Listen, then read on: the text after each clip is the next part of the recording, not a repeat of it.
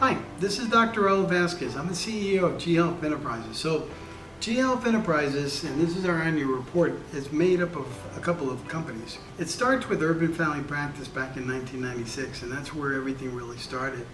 From that, Urban expanded in 2003 and built the building.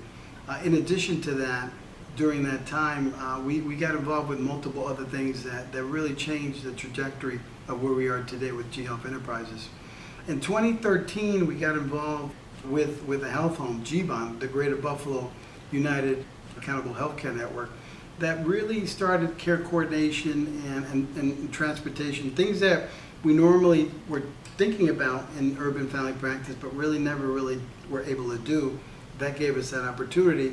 And then in 2016, GBACO, the Greater Buffalo United Accountable Care Organization, was developed, and then we were able to bring in more providers and really expand our network as to the things that we did. So, I do this every year when we have the annual report, and this is our third one. So for 2019, which is changing the architecture of healthcare, is here. And what I often, it's almost like a storytelling session. I go by and look through it, because some of us don't read everything, and I think if you watch the video, which a lot of us do, it gives you a better idea. So, we started at 564 Niagara Street back in 2003. We ended up building another facility back in 2016 here, and it's where GBON and all G Health Enterprises services are pretty much housed. And now Urban Family Practice, one of its sites is there. We also, that year, decided to expand to the east side. So we're also at 1315 Jefferson Avenue. We have both primary care for urban family practice and also GBON services that are there. In March of 2020, we basically had another location on Main Street, on 1195 Main Street. And there we're trying to create what's called a digital hub. So we're trying to really expand value base, which is what healthcare is heading for, and really the telehealth model that we feel that can really serve the community well, in addition to a nurse call system. I think that tied into navigations and outreach at that facility gives us good locations, and that's where we're going to be housing our mobile van here now in 2020. So, we have a lot of activities, and I think Darien Lake was a lot of fun for us this year. We took pictures, you can see that.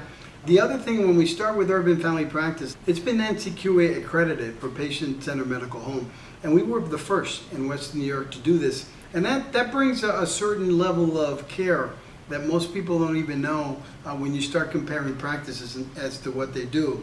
The site where we built the first building in 2003 was actually Precinct 10. Jails and things were there, so we were able to kind of eliminate that in the community and come up and develop basically a medical practice. My wife and my two babies were there at the time. We basically did what we said we were going to do. And since 2003, in that new site, really changed the trajectory of healthcare within the West Side. We're involved with a lot of different programs in addition to that urban family practice, ending the epidemic. So we were working with, at the time, YourCare to really focus on people that have HIV and working at ways to make sure that they were compliant so that their viral loads were low, so that we're not spreading this disease among people that do have HIV, and also not neglecting people that have HIV. So that's always been important. I think the SAMHSA, which is the Substance Abuse and Mental Health Services Administration, we work on people that do have substance abuse and basically help with their management. So that becomes an integral part of primary care, and we partner with other entities in the area that do behavioral, such as Endeavor. So now you have a primary care and behavioral arm kind of working hand in hand, and that becomes real important. We put in here the satisfaction. So the Rev Spring is basically calls when people schedule their appointment. After that appointment, you get called back, and as you can see, based on a lot of the markers, we're being, the staff works together. These are the things that the patients are saying. Pleasant waiting area. Communication by phone is great. Respect by scheduling staff. All these things were basically asked, and we did fairly well with patients in terms of making sure that we're doing the right things. I mean, we always like to create a nice environment. That's why we built the new site in 2003. because it was different. We didn't want people thinking they were going into clinics. Everybody has a private doctor and there's a private setting, and we wanted to make sure that we did that. And we're not a hospital-based system, so there are things like Article 28 that are designated federal programs, and in addition to that, we also have federal qualified health centers. These are all like federal programs. We're a private practice, and we really want to make sure that patients and members do understand that it's different. I think when you own it, you tend to appreciate it more. It's always, if someone gets given a car or you buy a car, the one you buy, you give more effort to it, and that's what we've done within this area, and really change healthcare as we see. We have our health fair last year, and we've been having a health fair since 1998. It's a beautiful thing. I think it's a way to build the medical neighborhood. We were screening people. We bring people, we're aware of, we provide food in screening for chronic diseases like diabetes, hypertension. We bring different agencies in that do mammography, sometimes blood donations. We bring agencies that help with jobs. So in terms of social determinants of health that we talk about, that event basically helps us bridge, and it's free. It's a free event that we do every year. We spend about $20,000 to $25,000 a year during that event, and it's really rewarding in terms of who comes to it and what they get out of it. But it's fun. I grew up in the Bronx, so it's like a house party, and people really like to come out, listen to music, and it just brings you, makes the community safer, and I think people really appreciate what we do in those areas. Urban Family Practice was also involved in value-based agreements. We've been involved with Jabaco as an entity, but as a practice since 2017. And we have our numbers for 2019 with YourCare, which is one of our contracts. And as you can tell, Urban does fairly well. We met 17 out of the 21 targeted thresholds. And that means that we were doing all the measures. So patients are getting their hemoglobin A1Cs, they're getting the eye screenings in terms of the eye scans. We're checking, making sure people are taking the right medications for asthma, for hypertension, for diabetes, and that the numbers are meeting quotas. So if you have 400 people that have this, that 380 to 390 people are pretty much meeting those quality metrics. And sometimes when you go into an office, you don't know that. You're going in because you're sick, and these are important things that need to take place in addition to just managing the sickness that you have at the time. That was for YourCare. If you look at Fidelis, we were meeting, and it's the first time we had our contract in 2019 with Fidelis, so we were meeting anywhere in the 50 to 75 percentile. What we did in here was really throw in the markers, so you see what changes occur, especially from 2018 to 2019 in the YourCare, where in some cases where we talk about behavioral health, we were increasing some of the markers for depression and depression management by 28 to 31% from 2018 to 2019. Those are significant jumps. We saw chronic diseases in addition to that. So asthma medicines that we treat for the 2 years in the YourCare contract, we went up by 11%. That's significant. I mean, most people see an increase of 1 to 2%, 5%, but 11 is really, really good. We saw it in the heart population in addition for asthma, where we saw numbers as high as an increase of 15% from 2018 to 2019. And the heart, these are more individuals that have more behavioral issues. So they may have bipolar, schizophrenic, a little bit harder market to kind of manage. And we've been actually doing fairly well with that. I think in the Medicaid space for diabetes, we've had increases of anywhere from 2 to 3%. And that's pretty much what you expect as a good outcome. Anything that pops more than that, a lot of times means something. But we did have increases of 26% and 9% among, again, patients that had schizophrenic, bipolar, really tougher cases. So our partnerships with the behavioral entities like Endeavor really help us get to those challenges. When it comes down to screening, I mean, we were able to kind of do a lot of screening, which made it really important for what we do, and there was a significant increase. I mean, we're almost in the 90 percentile with breast screening. I mean, and that really didn't change much year to year, but it's significant to be at that particular number. When you look at cervical cancer screenings for individuals, from one year to another, we raised from 2018 to 2019, we went up by 10%. These, again, big numbers to kind of deal with, and it was really, really good. On the Fidelis side, we saw that there are things that we do that are called potential preventable admissions, and that's how we keep people out of the hospital. And what we saw from 2018 to 2019, there was a 42% drop in having people at hospitals, and that's significant. In terms of potential preventable readmissions, from year 2018 to 2019, there was a 39% drop. When you look at potential preventable ER visits, there was, from those 2 years, a 6.9% drop. What that means is that we're seeing our patients more in the offices. We're seeing them in the after hours. We're not waiting for them to end up in the hospital. And that's usually showing that patients are getting better care. So when they call, they're getting the services they need. And that's the impact that we wanted to kind of illustrate with what we were doing. Now we get to the page, and page 18, we talk about Jabaco. Now Jabaco, again, started in 2016, but really went live when it came to its first contract in 2017. And then it got its second, its 5 other contracts in 2019. What it's doing right now is it's really moving to the next level. When we look at Jabaco in itself, Jabaco, as an accountable care organization, has an NCQA accreditation for an ACO.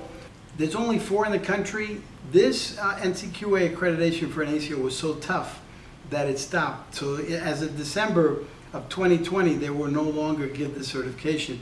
But during the time it was available, we applied. It's about a $30,000 investment to show that you do these things, and we managed to get that. So again, 4 in the country as Jabaco, and we had only started in 2017 with our value-based agreements.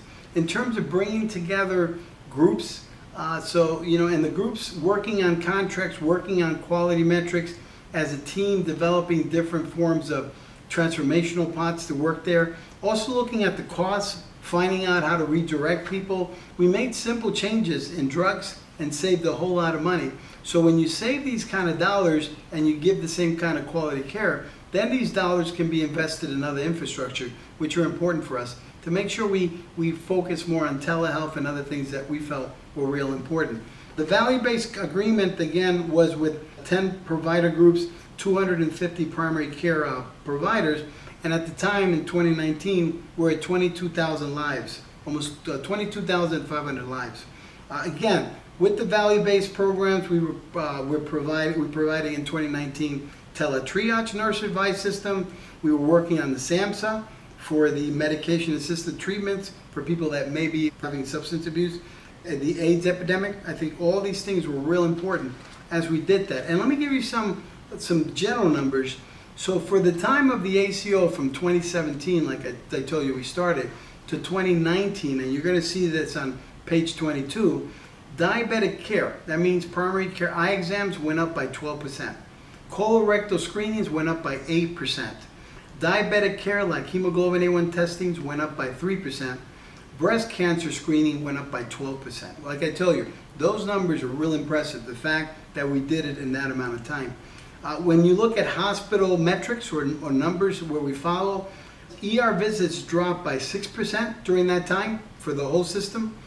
We increased our primary care visits by 8%, which is good. So that's how we improve care, by keeping people away from the emergency rooms or in the hospitals, is by having them see their primary care. And we saw an increase in generic scripts of 5%. So when we look at the comparison in 2019 compared to 2018, Jabaco saved $3.5 million in patient costs. In outpatient costs, $37,000, and in pharmaceutical costs, we saved anywhere of $138,000 for 2019 compared to 2018. So we ended up on, in YourCare's Medicaid Jabaco contract, we met 11 out of the 24 metrics. And remember, this is a system where we have multiple groups. We're talking about not just urban, we're talking about general practice PC, we're talking about Kaleida, ECMC, Jericho, and within all these groups, Dr. Gale's office, Dr. Forte, Dr. Dwight, Dr. Douglas, all these entities, we ended up with a 7.5 point system which actually brought us to 80% of our share savings, which is fairly significant as a system. If we look at our HOP contract with YourCare, we came up at 8.75, so that puts us at 100% of our share savings. It showed that we focus on our quality, because quality is so important. Once you really do well with quality, cost really takes care of itself with time. On the Fidelis side, it's putting us anywhere in the 50 percentile. So we're still getting the final numbers for 2019 on the Fidelis side, but we're expecting to have some at least quality dollars, close to $1 million for 2019 for a lot of our provider base. But that number is sort of set. We'll know the exact number by the end of next month, when in 2020. So August of 2020, and this report is more for 2019, is when usually the lag of costs and everything gets taken care of. But if you look at a lot of the measures that we talked about, increases anywhere from, we have follow-ups after hospitalization for mental illness in 7 days for YourCare, increase by 39%. Asthma medication compliance increase of 11% since from 2018 to 2019. We had an increase in spirometry for chronic lung disease. This is a breathing test we do. That was an increase of 19% from year 2018 to 2019. And as you go through all these measures, you'll see that we actually increase a lot. Again, cervical cancer screening for the Medicaid, we went up by 10%, which was significant from 2018 to 2019. Colorectal screenings, we went up by 12% from 2018 to 2019. And we want you to kind of take some time and go through those graphs, because those increases are significant for the work that we've done. If you go to page number 32, what you're finding here is the total cost of health home members in the Jabaco network as part of the chronic costs of care that we follow. And you saw that our partner GBON in this model was the lowest cost of all the other health homes. So Best Self and Health Home Partners, which are competitors of GBON, did not do as well. And that graph will show you how well we were. So GBON, as a partner to Jabaco, really provided the services that were not adding a lot of cost to the bottom line.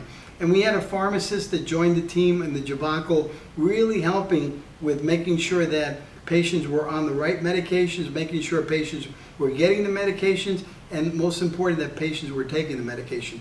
So there was a lot of new approaches in 2019 that we didn't have prior to that. We talked about GBON. So GBON as a health home, it's basically managing care coordination. We have over 8,000 members in here and about 95 navigators. These are the individuals that help patients that have vulnerability indexes. There's a lot of social determinants of health. People may not have homes, people may not have food, no transportation, no health care. This is the type of member that GBON works with. Now, GBON is the only health home, there's 29 in the state as of 2019. We are the only health home that from 2017 to 2019 has been NCQ accredited for case management. Again, a $30,000 application, you have to go through the whole thing, there's nothing guaranteed. And we have, the second time we took it, because we got certification for the first 2 years, now we got certification for 3 years, which is really good because it's telling you that we followed standards. The state put out a report card on all the health homes, and only 2 health homes have 5-star rating, and one of them is GBON. So it's important to kind of see that that's what we're trying to do. On pages 36 to 37, you have information from the district. Now, the district was a team put together by the state as part of a waiver, 1115 waiver, that had dollars given to what are called PPSs. And what they did was they were tracking the data of the health homes, how they perform. How did they do in ER visits? How did they do in inpatient admissions? 30-day hospital readmissions. And what we found is GBON out of all the health homes was the lowest. And that's significant. I mean, not only were we the lowest, but we maintained the lowest. And if you look at our websites, we've had reductions in inpatient and ER, in one case from 64% and sustained since 2013, because GBON's been around since 2013. That's when we first started. And our numbers for inpatient and ER have not only come down but stayed down. In terms of enrollment, we're the largest health home in upstate New York, and we take pride in that. We ranked, according to Fidelis data, one of the insurance companies' data for 2019, in terms of follow-up after emergency room visits for alcohol and other drug abuse, we were ranked number 1 in the state. When you look at follow-up after hospital for mental illness, we were almost 87% in terms of our percentage. When you look at the follow-up after emergency rooms for mental illness, we were ranked number 8 at 83%. So the work that we're doing across the system, we're usually, if not number 1, we're in the top 10, which tells you that we've been doing a fairly good job. Teletriage really expanded a lot in 2019 and really helped us prepare for our next upcoming annual report, and we'll tell you more. That'll be coming in our next annual report. But because of our teletriage advice line, because of our teletriage home visits, because we were doing home visits with teletriage, the Skype system, our telesystem to connect not only our staff, our practices, but providers and different entities was really unique and developed a lot in 2019. And our teletriage visits, video visits, all this stuff was well developed by 2019. And in our 2020 annual report, you'll note that because we planned so well, when bad things came in 2020, we were able to really do a great job as a result of that and really kind of kept the community together. And we'll talk more about that in the future. We introduced the Medicubes, which was a way to have a little device at the home with medicine, so we would make sure people were getting their medicines and taking their medicines, especially patients that are really tough to kind of take some of these medicines or need reminders. And then we also introduced in 2019 TytoCare, which is basically a virtual hospital visit. These little devices would take temperatures. You could look at the ears and in the throat and video, heart sounds, lung sound, bowel sounds. So basically everything we could do in an office, we could do at home. And that was really good. One of the things that we found was the members really were happy with the gym and the way that the wellness system is working down there with the nutritionist, with the chef, with our trainers. It's just a really nice combination. And you know, we have close to 200 people a week that come down there. So they just showed an appreciation and wanted to thank us for that whole process. In terms of the things that we do for social determinants of health, we really, during the Christmas time, all of GBON came together, all of Urban, and we went out to make sure that kids had Christmas. We had almost 11,500 rides for our members in a year in 2019. That's a lot of rides. And again, it included for appointments, for the food pantry, for clothing pantry, for pharmacy if they needed that, for some of the social health services, HEAP, Social Security, classes for the wellness, face-to-face meetings with some of the navigators, housing needs if they needed to go to court. So again, 11,500 rides to our members. That's really significant. In addition to all this stuff, we had a lot of events. We gave a lot of footwear. We gave out about 4,000 Thanksgiving dinners, which was really kind of cool in time of need. So we're proud to donate a lot of that to these entities that are working with us. And we donated over $2,000 worth of toys in 2019 to 260 kids. If you look at page 46, we do, Jabaco does a fundraiser every year. And every year we actually choose charities that we give this money to. And we've raised over $46,500 since 2016 to 2019. And if you look at on that page 46, you'll see we've given to Los Taínos, Group Ministries, Viva la Casa, Back to Basics, Hub, Police Athletic League, Fantastic Friends, Alzheimer's Association, Western New York, Survivors of Torture, SAVE, the Michaels of the World, Cancer Can't Kill Hope, and again, Mona's House, Buffalo Community Schools, Punt Fund, and all that money was given back. I think it's so important for us to kind of do that, and it's really nice. I mean, sometimes the people that you give this to and the way you touch their lives, it's pretty amazing, and just to be the vehicle for that is really kind of really nice. On pages 48, you see what we do in terms of G-Help with the wellness and really focusing in on taking them shopping, teaching them what to cook, teaching them how to really exercise. You know, in some cases they were making 100 appointments per week just to come into the wellness and nutrition, and between that and the exercise, about 200 people every week, finding almost like a social place for them to come. And I think we've lacked that in our communities. You know, people just don't connect as they used to with everything else, and at least we have that place here to really give them a medical neighborhood model. We had 75 people that improved their blood pressure, you know, by 83% when you add them all up. That's significant in terms of the exercise and foods really improving people's health. The diabetes improved, the weight improved. Some individuals I didn't recognize when I went down to exercise, honestly. They would come up to me and I would look at them twice because I have a photographic memory, and if you weigh 240, now you weigh about 150, you look different, and that's not the image I was used to. So, you know, nutritional classes with the chef, teaching the things, what substituting, what types of food work better for you, especially salt. I mean, if you use regular salt, which is sodium chloride, we taught them to use potassium chloride, told them not to use ketchup, which has a lot of salt. Things that sometimes people don't know, we were trying to just make them aware. The biggest thing that often is a big problem in our communities is smoking. So having smoking classes, teaching our navigators to get people to stop smoking became really, really important. And we've had a big impact there.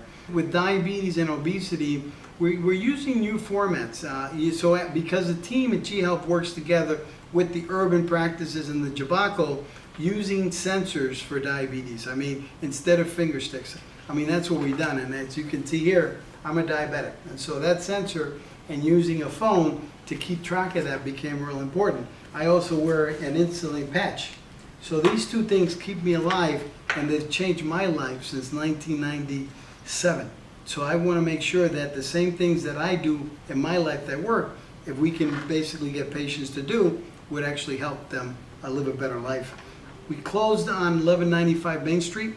So now we have that facility for the digital hub. So next year you'll see what we're going to do with that, which will be pretty cool. We've actually closed on contracts in 2019. We closed on a 3-year value-based contract with Your Care Healthcare Plan, and we closed on a 2-year value-based contract with Fidelis, and so that brings us over to about 22,000 members within that organization. You'll look from page 58 all the way down to page 61, and there it's all the events that we do throughout the year. Besides being involved in value-based programs for Jabaco, we partner with the kids to get them hats. That was another thing. We work with the medical school to get students introduced into primary care, look at care coordinations, know how they work in communities of color. You know, we had training for our staff, teaching people how to shop. We had employees that were donating blood. We had all these works, because we're always looking for people to work. We had a lot of community job fairs that we attended. I think the one that touched me when we had our health fair was the caring component where we were giving clothes and clothing out. And we gave out so much. You know, people were preparing for interviews, and that was a really added help. The turkey drive, we were involved on the east side with Funk Fest, which was really cool. The Puerto Rican Day Parade, we're always involved in it every year, do testing, in addition to a lot of giveaways within the community. We worked with the World Refugee this year, and that was really cool in 2019. Igniting Hope in 2019 was our way to kind of present G-Bond, Jabaco, G Health to the medical school community, which I think needs that. And just the health fair like we talked about, Darien Lake.